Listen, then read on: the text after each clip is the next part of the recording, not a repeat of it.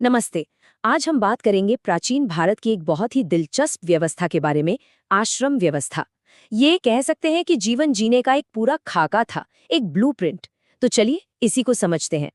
तो आज हम क्या क्या देखने वाले हैं। सबसे पहले तो समझेंगे कि ये 4 आश्रम आखिर हैं क्या।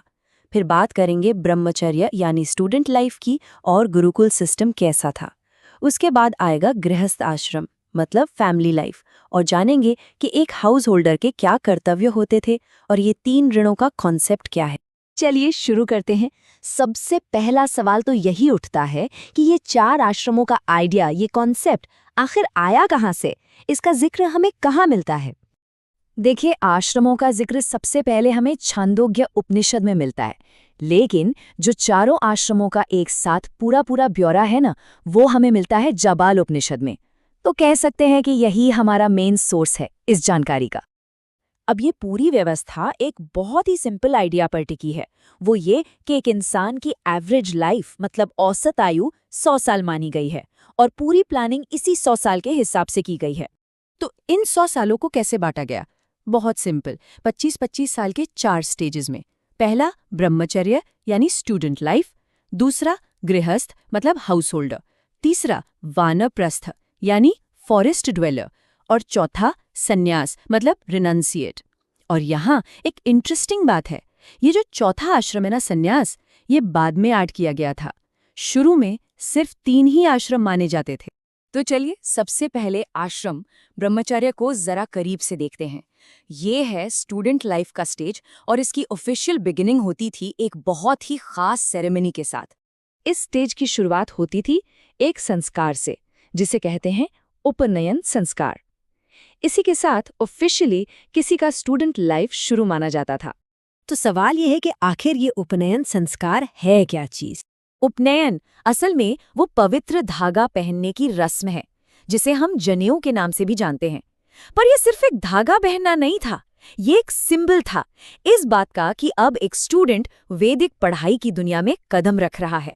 हाँ, पर एक बात ध्यान देने वाली है, ये उपनयन संस्कार सबके लिए नहीं था। इसके लिए सिर्फ द्विज ही एलिजिबल माने जाते थे। अब द्विज का मतलब होता है 2 बार जन्मा हुआ, और इस कैटेगरी में 3 वर्ण आते थे। ब्राह्मण यानी प्रीस्ट एंड स्कॉलर्स, क्षत्रिय जो वॉरियर्स और रूलर्स होते थे, और वैश्य मतलब मर्चेंट्स और फार्मर्स। और मजे की बात यह है कि इस संस्कार के लिए उम्र भी अलग अलग तय थी।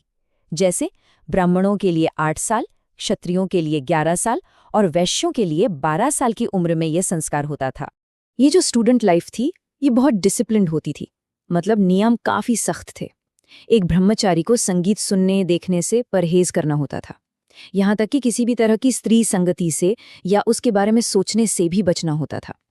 अब इन सब सख्त नियमों का मकसद सिर्फ एक था, डिस्ट्रैक्शंस को दूर रखना, ताकि स्टूडेंट अपना पूरा फोकस, अपनी पूरी एनर्जी सिर्फ मेंटल और फिजिकल डेवलपमेंट पर लगा सके। तो सवाल उठता है कि ये पढ़ाई लिखाई होती कहाँ थी? तो ब्रह्मचर्य का पूरा समय बीतता था गुरुकुल में। गुरुकुल मतलब उस समय के रेजिडेंशियल स्कूल्स। गुरुकुल में भी टीचर्स 2 तरह के होते थे। एक होते थे आचार्य, ये वो गुरु थे जो बिना किसी फी के पढ़ाते थे, और दूसरे होते थे उपाध्याय। ये टीचिंग को अपने लाइवलीहुड का जरिया मानते थे और इसके लिए फी लेते थे। और जैसे टीचर्स 2 तरह के थे, वैसे ही स्टूडेंट्स भी 2 तरह के होते थे।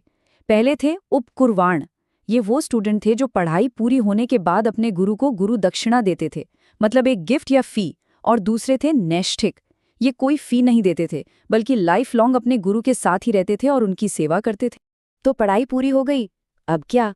अब आता है लाइफ का सेकंड स्टेज, गृहस्थ आश्रम।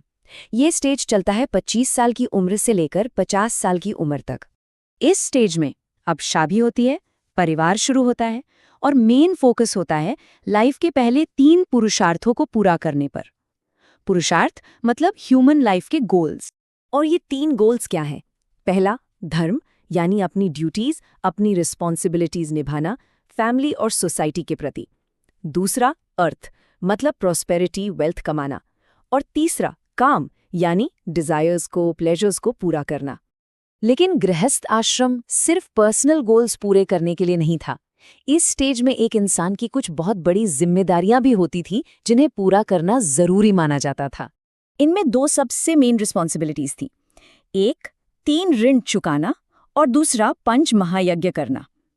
वैसे इन 5 महायज्ञों के बारे में आज हम डिटेल में नहीं जाएंगे, पर शॉर्ट में बताऊं तो ये भगवान, ऋषियों, पूर्वजों, इंसानों और बाकी सभी लिविंग बीइंग्स के प्रति हमारी ड्यूटीज होती थी। तो चलिए अब फोकस करते हैं इन 3 ऋणों पर, समझते हैं कि ये 3 ऋण का कंसेप्ट आखिर था क्या। तो माना ये जाता था कि हर इंसान जन्म के साथ ही 3 तरह के कर्ज लेकर पैदा होता है। पहला देव ऋण यानी गॉड्स का कर्ज, दूसरा ऋषि ऋण यानी सेजेस का कर्ज और तीसरा पितृ ऋण यानी एंसेस्टर्स का कर्ज। सबसे पहले बात करते हैं देव ऋण की। इसे चुकाने का तरीका था यज्ञ और प्रार्थना करना। ये बेसिकली गॉड्स के प्रति अपना ग्रैटिट्यूड, अपना आभार जताने का एक तरीका था, उन्हें थैंक यू कहने का एक जरिया। दूसरा कर्ज है ऋषि ऋण। ये उन महान ऋषियों का कर्ज है जिनसे हमें ज्ञान मिला। और इसे कैसे चुकाते थे? उनके दिए ज्ञान को पढ़कर, उसे संभालकर और फिर अगली जनरेशन तक पहुंचाकर। और फिर आता है तीसरा ऋण, पितृ ऋण। ये कर्ज था अपने पूर्वजों का। इसे चुकाने का तरीका था संतान पैदा करना, ताकि फैमिली लाइनेज यानी वंश आगे बढ़ता रहे। और हाँ, ये बात भी इंटरेस्टिंग है कि कई टेक्स्ट्स में खास तौर पर बेटे के जन्म पर जोर दिया गया है। और अब आखिर में एक बहुत ही गहरा विचार, जो धर्मशास्त्र है, मतलब सेक्रेड लॉ की किताबें, वो इन सभी ऋणों से मुक्त होने के तरीके तो बताती हैं, लेकिन वो साफ कहती हैं कि एक ऋण ऐसा है जिससे मुक्त होने का कोई रास्ता नहीं है, और वो है मातृ ऋण यानी अपनी माँ का कर्ज। ये एक बहुत पावरफुल रिमाइंडर है कि कुछ डेट्स, कुछ रिश्ते ऐसे होते हैं जिन्हें कभी चुकाया नहीं